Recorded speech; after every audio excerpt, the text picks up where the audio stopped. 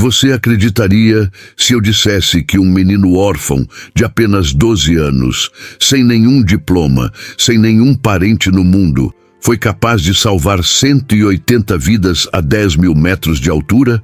E que naquele mesmo voo, ele não apenas mudou o destino de um avião, mas também de um empresário arrogante que só pensava em dinheiro?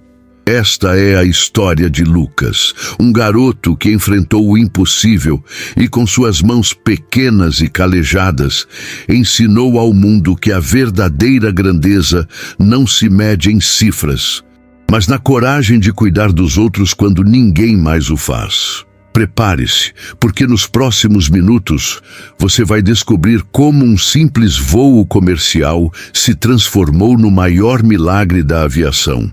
E mais do que isso, como um menino humilde foi capaz de transformar corações que pareciam de pedra. O assento 12A nunca havia recebido alguém como Lucas. Suas mãos pequenas tremiam ao ajustar o cinto de segurança pela primeira vez, e seus olhos castanhos, cheios de uma inocência rara, percorriam o interior luxuoso daquele Boeing 737, como quem observava um palácio flutuante. Aos 12 anos, com uma camisa social 2 vezes maior que seu corpo franzino e sapatos emprestados que rangiam a cada passo, ele parecia um pássaro perdido no ninho errado. Mas Lucas não estava ali por sorte ou acaso. Ele havia lutado por aquele momento. Meses vendendo água nos semáforos, catando latinhas e economizando centavo por centavo para realizar um sonho que a maioria das pessoas sequer percebe como privilégio. Voar, nem que fosse uma única vez antes de completar 13 anos e ser enviado a um abrigo ainda mais duro.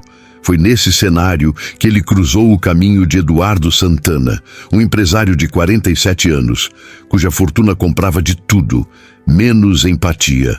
Com um terno de 15 reis, 000 e uma arrogância que preenchia o ambiente, Eduardo não escondeu seu desprezo ao encontrar Lucas ao seu lado na classe executiva. Meu Deus, por que colocaram uma criança dessas ao meu lado? Sua voz cortou o ar como uma lâmina fria. Para Eduardo, Lucas era apenas mais um intruso em seu mundo de cifras, mais um pobre coitado que provavelmente vomitaria durante a decolagem e atrapalharia seus negócios milionários. Mas o que Eduardo não sabia é que Lucas carregava muito mais do que um sonho naquele bolso furado. Carregava consigo a oração de irmã Benedita, a freira que cuidava das 30 crianças do orfanato São Vicente, onde ele vivia desde que fora abandonado aos 5 anos de idade. Carregava também uma intuição aguçada, desenvolvida por anos de vigilância silenciosa sobre irmãos e irmãs que dependiam dele mais do que qualquer adulto ao redor. E foi essa intuição que fez Lucas perceber, antes de qualquer passageiro ou tripulante, que havia algo errado naquele voo. Enquanto Eduardo abria seu laptop caríssimo, alheio ao mundo ao redor, Lucas notava detalhes que ninguém mais via. O comissário suava em excesso, as comissárias cochichavam nervosas perto da cabine e o piloto, ao saudá-los, tinha uma palidez que não combinava com a segurança de quem comanda um gigante dos ares. E então o improvável aconteceu. O copiloto cambaleou pelo corredor, levou a mão ao peito e desabou em convulsões diante de um avião lotado a 10 mil metros de altura. O caos se instalou, gritos, choro, passageiros em pânico, mas foi Lucas, o menino franzino do assento 12A, quem se levantou primeiro. Ignorando os olhares de dúvida e o preconceito que ainda pulsava no ar, ele se ajoelhou ao lado do homem desacordado, checou o pulso e anunciou com uma autoridade que ninguém esperava de uma criança. Ele está em parada cardíaca. Preciso iniciar a ressuscitação agora. As comissárias hesitaram. Eduardo, paralisado, observava incrédulo, mas Lucas não esperou aprovação. Com movimentos precisos, iniciou as compressões torácicas, intercaladas com respiração boca a boca, mantendo o ritmo perfeito que aprendera sozinho em vídeos na internet e manuais emprestados da biblioteca pública. Como você sabe fazer isso? Eduardo questionou, ainda sem acreditar no que via. No orfanato não temos enfermeira. Quando as crianças ficam doentes, sou eu quem cuida delas, respondeu Lucas, sem desviar a atenção do procedimento. Minutos depois, o impossível aconteceu. O copiloto voltou a respirar e, pela primeira vez, Eduardo Santana, o homem que acreditava que dinheiro resolvia tudo, viu sua arrogância desmoronar diante da humildade de um menino que, sem nada, havia salvo uma vida. Mas aquela emergência era apenas o começo. O maior desafio ainda estava por vir.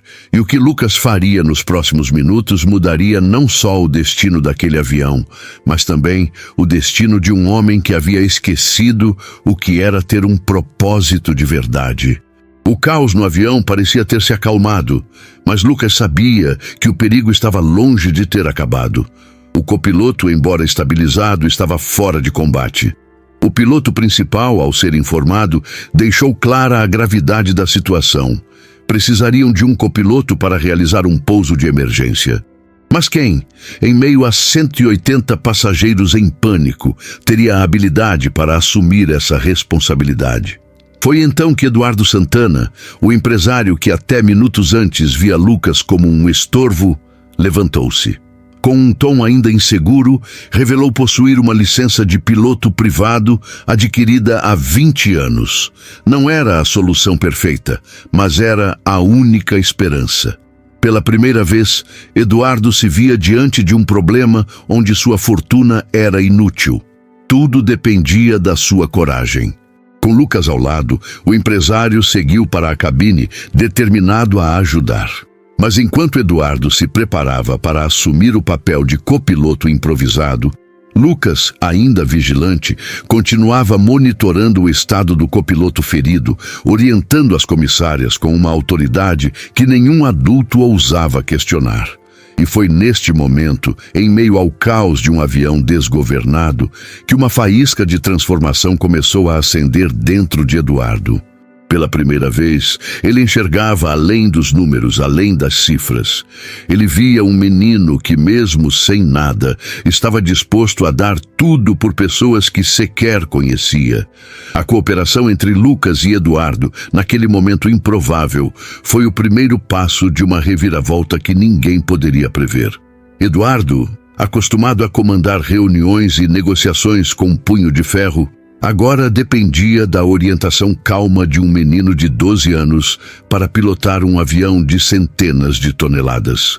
E não foi apenas um pouso de emergência, foi um resgate emocional. Enquanto Eduardo ajustava os controles sob as instruções de Lucas, ele percebia o verdadeiro significado de liderança. Não é sobre mandar, mas sobre ouvir, confiar e agir em prol dos outros. A cada comando dado por Lucas, Eduardo sentia uma camada de arrogância e prepotência sendo arrancada à força, até sobrar apenas um homem diante de um espelho emocional que refletia o quão vazio ele estava por dentro. O avião pousou com sucesso. Os aplausos que ecoaram pela cabine não eram apenas pela aterrissagem, mas pela quebra de um paradigma. Lucas, o menino órfão, havia comandado uma operação de salvamento melhor do que muitos profissionais. E Eduardo, o milionário, havia entendido que riqueza sem propósito não passa de um peso morto. No hospital de Brasília, enquanto acompanhavam o copiloto salvo, Eduardo e Lucas começaram a conversar de verdade pela primeira vez. Eduardo descobriu a dura realidade do menino. Órfão, desde os 5 anos, criado em um orfanato precário, cuidando de outras crianças como se fosse um pequeno médico autodidata. Cada habilidade de Lucas não era fruto de oportunidades, mas de necessidade. Enquanto Eduardo gastava em jantares, o que poderia manter um orfanato inteiro por meses, Lucas passava noites em claro, salvando vidas com conhecimento adquirido na internet. E foi ali, naquele corredor gelado do hospital, que Eduardo abriu as portas de sua própria dor. Revelou a perda de seu filho, Daniel, vítima de leucemia, e como havia se transformado em uma pessoa fria e distante desde então. Lucas, com uma maturidade desconcertante, não ofereceu palavras vazias, apenas ouviu, e com a calma de quem entende a dor alheia disse: "Quando dói muito por dentro, às vezes a gente acaba machucando quem não tem culpa." Essa troca, simples e brutalmente honesta, foi a centelha que Eduardo precisava. Ele enxergou naquele menino franzino não apenas uma memória de seu filho, mas uma chance de redenção. A partir daquele momento, o milionário Eduardo Santana começaria a se transformar, não mais como um empresário, mas como um ser humano disposto a ser útil de verdade. Poucas horas após o pouso de emergência em Brasília, Lucas e Eduardo embarcam novamente, desta vez para São Paulo. Mas o destino parecia ter mais uma prova para ambos. A 35 mil pés de altitude, uma senhora idosa sofre uma convulsão na primeira classe. E como um reflexo, Lucas assume o controle da situação antes que qualquer tripulante pudesse reagir. Mais uma vez, ele mostra sua habilidade clínica impressionante, estabilizando a mulher enquanto Eduardo assiste, agora com olhos de admiração e não mais de surpresa. Mas o verdadeiro desafio veio minutos depois, quando o piloto principal sofreu um AVC em pleno voo. O desespero se espalhou rapidamente pela cabine. Eduardo, com sua licença de piloto particular, sabia que não tinha experiência suficiente para pousar um Boeing 737 sozinho. O copiloto substituto, jovem e inexperiente, estava em pânico. Foi então que Lucas, sem vacilar, se posicionou na entrada da cabine e disse a frase que mudaria tudo: "Eu posso ajudar." Mesmo cercado de olhares incrédulos, Lucas se posicionou como o cérebro técnico do pouso, orientando Eduardo nos procedimentos complexos que ele havia estudado durante centenas de horas em simuladores de voo na internet. E naquele momento improvável, um empresário de terno e um órfão de 12 anos se tornaram a dupla mais improvável e eficiente da história da aviação. Durante mais de 40 minutos de tensão absoluta, Lucas conduziu o pouso de emergência em Campinas com precisão cirúrgica. Sua mente, treinada pela necessidade, pelo instinto de proteger os outros, sobrepujou o medo e a inexperiência. Eduardo, suando e com as mãos trêmulas, pilotou fisicamente o avião, enquanto Lucas foi seus olhos, sua mente e seu coração. O avião pousou com segurança. 180 vidas salvas. Mas mais do que isso, um homem havia sido salvo de sua própria frieza emocional. Um menino havia provado que grandeza não tem idade. E uma conexão profunda e verdadeira havia nascido entre dois estranhos que o destino uniu nos céus. Após o pouso, um verdadeiro circo midiático se formou ao redor de Lucas. Repórteres do mundo inteiro queriam ouvir a história do menino piloto herói. Mas Lucas, sempre pensando nos outros antes de si, fez uma exigência: "Quero que falem do orfanato São Vicente, não de mim." Eduardo observava em silêncio, cada vez mais impactado pela maturidade altruísta daquele garoto.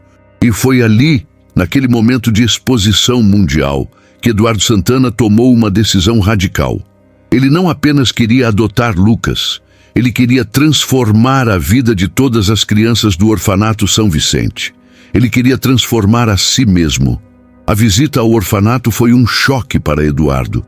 As paredes descascadas, a escassez de recursos, o ambiente que respirava dignidade em meio à precariedade, tudo aquilo abriu os olhos de um homem que até então media sucesso pelos números em sua conta bancária. Ao ver Lucas interagir com as outras crianças, cuidando, organizando, protegendo, Eduardo percebeu que estava diante de um líder nato, de um verdadeiro herói silencioso. Em uma conversa franca com a irmã Benedita, Eduardo declarou com convicção: "Quero adotar o Lucas, mas quero também reformar este orfanato." garantir educação e saúde para todas as crianças daqui. Quero usar minha fortuna não para acumular mais riqueza, mas para multiplicar o impacto que este menino já faz com tão pouco. E ali, pela primeira vez em anos, Eduardo Santana encontrou um propósito verdadeiro. Lucas, sem saber, havia sido a chave para abrir a porta de uma vida nova, uma vida de significado. Ao lado de Lucas, Eduardo organizou uma coletiva de imprensa em frente ao orfanato. Mas mais uma vez, foi o menino quem ditou o tom.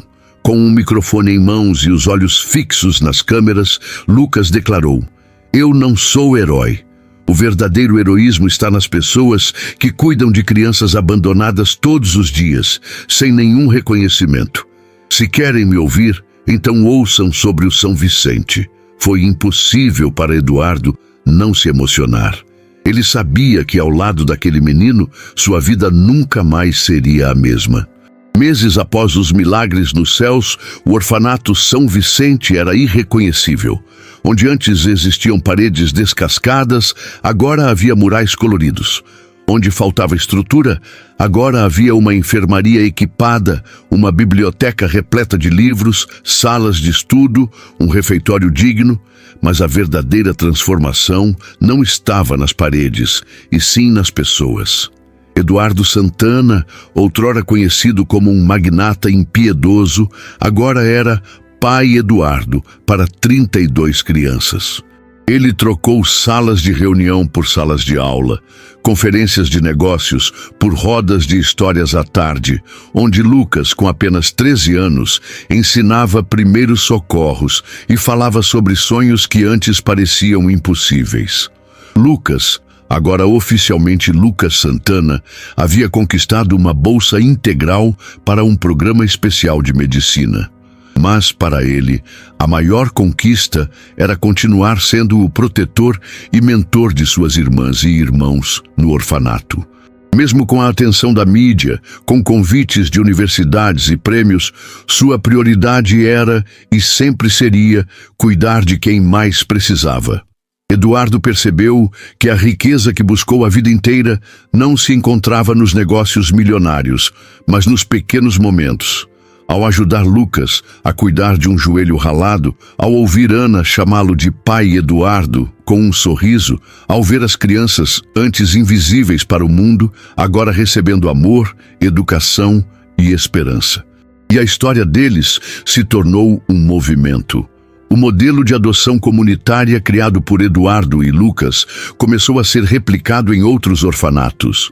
Pessoas de todas as partes, tocadas por aquela história de superação e compaixão, começaram a agir. Não por caridade superficial, mas por um desejo genuíno de fazer a diferença, inspirados pela coragem de um menino que se recusou a ser vítima das circunstâncias. E agora eu te pergunto, quantos Lucas estão invisíveis por aí, esperando apenas uma oportunidade para mostrar ao mundo a grandeza que carregam? Quantos orfanatos, escolas, comunidades precisam de alguém que enxergue além das aparências? Esta história não é sobre um milionário que salvou um orfanato. É sobre como um menino órfão salvou a alma de um homem e mostrou a todos nós que a verdadeira mudança começa quando paramos de olhar para nossos próprios interesses e começamos a enxergar o próximo. Se essa história tocou seu coração, faça parte dessa corrente de transformação. Inscreva-se no canal agora, ative as notificações e deixe um comentário dizendo de qual cidade você está ouvindo essa história e falando: "Eu acredito em milagres reais". Isso não é apenas um gesto digital, é o primeiro passo para você se conectar a um propósito maior. E mais, compartilhe este vídeo, leve essa mensagem adiante, mostre que sim, existe esperança. E que um pequeno gesto como o de Lucas pode ser o começo de uma mudança gigantesca, porque milagres não acontecem apenas nos céus, eles acontecem aqui, quando você escolhe agir.